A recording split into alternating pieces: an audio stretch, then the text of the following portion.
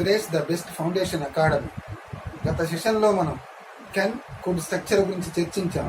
ఈ సెషన్లో మరొక స్ట్రక్చర్ గురించి చర్చిద్దాం. మే అనే యాక్సిలరీని తీసుకున్నాం, యాక్సిలరీ వెర్బ్ని తీసుకున్నాం, దాని యొక్క ఫార్ములా, ఆ ఫార్ములా సహాయంతో వాక్యాలు ఎలా తయారు చేయవచ్చు అనే అంశాల గురించి చర్చిద్దాం. We should use the structure May to guess future actions. May is also used to take permission. You have to understand like that. Let us approach the may. May agreement with all subject like I, we, you, they, he, she, it, noun. Here all subjects agreement with may structure. You have to use like this way. I may, we may, you may, they may, he may, she may, it may, noun, formula or structure or word order, whatever it may be, like this. The formula is subject plus may plus v1 plus object. ఇలా ఈ auxiliary verbs ఉపయోగించేటప్పుడు maximum అన్ని auxiliary verbs పక్కన verb యొక్క మొదటి రూపాన్ని ఉపయోగిస్తా ఉన్నట్టు. అంటే వాక్యాన్ని నిర్మించేటప్పుడు మొదట సబ్జెక్ట్ రావాలి, తర్వాత మే రావాలి, తర్వాత వెర్బ్ యొక్క మొదటి రూపం రావాలి, తర్వాత ఆబ్జెక్ట్ రావాలన్నట్టు. దాని సాయంతో మనం వాక్యాలు నిర్మించవచ్చు. ఫర్ ఎగ్జాంపుల్, మీరు అక్కడికి వెళ్ళవచ్చు, మీరు అక్కడకు, మీరు అక్కడకు వెళ్ళవచ్చు, మీరు అక్కడికి వెళ్ళవచ్చు, ఇలా ఉంది. సో ఇక్కడ ఈ వాక్యంలో సబ్జెక్ట్ ఏంది? మీరు. మీరు అంటే యు, సబ్జెక్ట్ వచ్చేసింది. తర్వాత ఉపయోగించాల్సిన స్ట్రక్చర్ ఏంటిది? మే. You may. వెళ్ళవచ్చు, అందులో ఉన్న వెర్బ్ ఏంటి? వెళ్ళడం అంటే గో, యు మే గో. అక్కడకు అంటే ఏంటి? దే. మీరు అక్కడికి వెళ్ళవచ్చు అంటే యు మే గో దే, ఇలా చెప్పవచ్చు అని. ఇలా ఇక్కడ చూడండి, అన్ని సబ్జెక్టులు, subject I, we, you, they, he, she, it, nouns, all subjects agreement with may, ఇలా అన్నట్టు. యు మే గో దేర్ అనొచ్చు. ఐ ఉపయోగించారనుకో ఐ మే గో దేర్ అవుతుంది. వి ఉపయోగించారనుకోండి వి మే గో దేర్. తెలుగులో మీరు అర్థం చేసుకోవచ్చు. వి అంటే మనం, మనం అక్కడికి వెళ్ళవచ్చు అంటే వి మే గో దేర్ అనవచ్చు. దే అంటే వారు, దే మే గో దేర్, వారు అక్కడికి వెళ్ళవచ్చు. ఈ సబ్జెక్ట్ స్థానంలో హీ పెట్టండి, అతను అక్కడికి వెళ్ళవచ్చు, హీ మే గో దేర్. ఆమె అని చెప్పండి, షీ మే గో దేర్, అది వెళ్ళవచ్చు, it may go there. Noun ఏదైనా తీసుకుంటే రాము అక్కడికి వెళ్ళవచ్చు, రాము మే గో దేర్. ఇలా ఈ ఫార్ములాను ఉపయోగించి కావలసిన సెంటెన్స్ తయారు చేయవచ్చు. మనం గత సెషన్లో అన్ని సబ్జెక్టులు తీసుకొని అన్ని సబ్జెక్టులు రాస్తూ ఎలా రాయాలి, తెలుగులో ఒక వాక్యం ఉంటే దాన్ని ఇంగ్లీష్లో ఎలా రాయాలనేది అక్కడ నేర్పించాం. సో ఆ ప్రీవియస్ క్లాసెస్ అన్ని చూస్తే మీకు ఒక అవగాహన అనేది వస్తుంది. ఇక్కడ మళ్ళీ అవన్నీ చెప్పాల్సిన అవసరం లేదు. డైరెక్ట్గా ఫార్ములా తీసుకొని ఇక్కడ ఒక వాక్యాన్ని ఇచ్చాను, సబ్జెక్ట్ యూ తీసుకున్నాను, సబ్జెక్ట్ యూ తీసుకొని వాక్యాలు ఎలా ఫ్రేమ్ చేయాలని చెప్పాను. అదేవిధంగా మీతో అన్ని సబ్జెక్టులు తీసుకోవాలి. ఇక్కడ యూ అంటే మీరు అని అర్థం వచ్చింది, అదే వి తీసుకున్నారు మనము అని అర్థం వస్తుంది. తెలుగులో వాక్యం ఏమవుతుంది?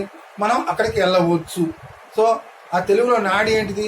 వచ్చు అని అర్థం వస్తున్నాడు. చివరిలో ఏ వాక్యాన్ని తీసుకున్నా, మీరు వెళ్ళవచ్చు, మనం వెళ్ళవచ్చు, అతడి వెళ్ళవచ్చు, ఆమె వెళ్ళవచ్చు, రాము వెళ్ళవచ్చు, వారు వెళ్ళవచ్చు. ఇలా మే అనే స్ట్రక్చర్ ఉపయోగించినప్పుడు తెలుగులో వాక్యాలు వచ్చు అనే అర్థంతో వస్తాయి అన్నట్టు.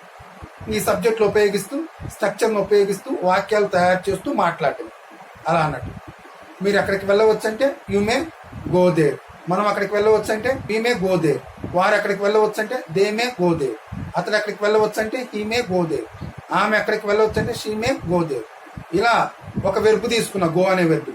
మీరు వెర్బ్ చార్ట్ తీసుకొని ఒక 10 వెర్బ్స్ ప్రాక్టీస్ చేయండి అంతే. టేక్ తీసుకోండి, మీరు తీసుకోవచ్చు, యూ మే చెక్, అలా వస్తుంది అన్నట్టు. ఏ వెర్బ్ తీసుకుంటే ఆ వెర్బ్కు సంబంధించిన వాక్యాలు అనేవి ఏర్పడుతుంటాయి. So what are the uses of may? If you observe, let us see. May is used to take permission, to take permission or giving permission. You have to understand like that. For example, may I come in, sir? May.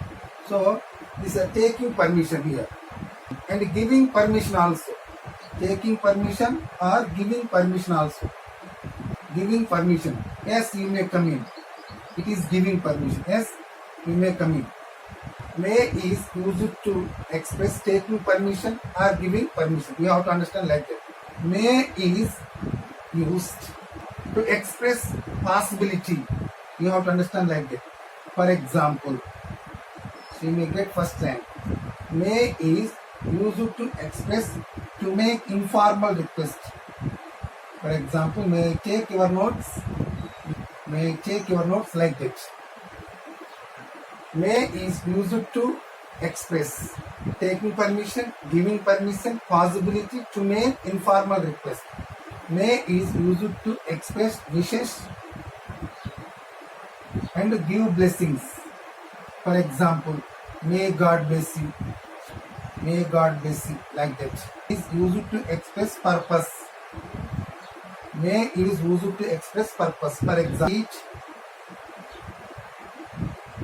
that we may live. May is used to express taking permission, giving permission. It means asking permission or giving permission, like that. May is used to express possibility. For example, she might get a first rank, like that. May is used to express, to make a informal request. May I take your notes, like that. May is used to express wishes and gives blessings. For example, may God bless you, like that. May is used to express purpose. We eat that we may live. You have to understand, like that. ఇలా ఒక verb తీసుకున్న go అనే verb, మీరు verb chart తీసుకొని ఒక 10 verbs practice చేయండి అంతే. Take తీసుకోండి, మీరు తీసుకోవచ్చు, యూ మే చెక్, అలా వస్తుంది. ఏ వెర్బ్ తీసుకుంటే ఆ వెర్బ్కు సంబంధించిన వాక్యాలు అనేవి ఏర్పడుతుంటాయి. ఈ విధానంలో మీరు ప్రాక్టీస్ చేస్తూ ఉండండి. మీరు ప్రాక్టీస్ చేస్తున్న కొద్దీ వాక్యాలు రాయడం తెలుస్తుంది. ఆ వాక్యాలు రాయడం, రాసిన వాక్యాలు నిత్య జీవితంలో ఎలా మాట్లాడాలని తెలుస్తుంది అన్నట్టు. ఈ విధానంలో మీరు ప్రాక్టీస్ చేస్తే మీరు ఖచ్చితంగా ఇంగ్లీష్లో మాట్లాడతారు.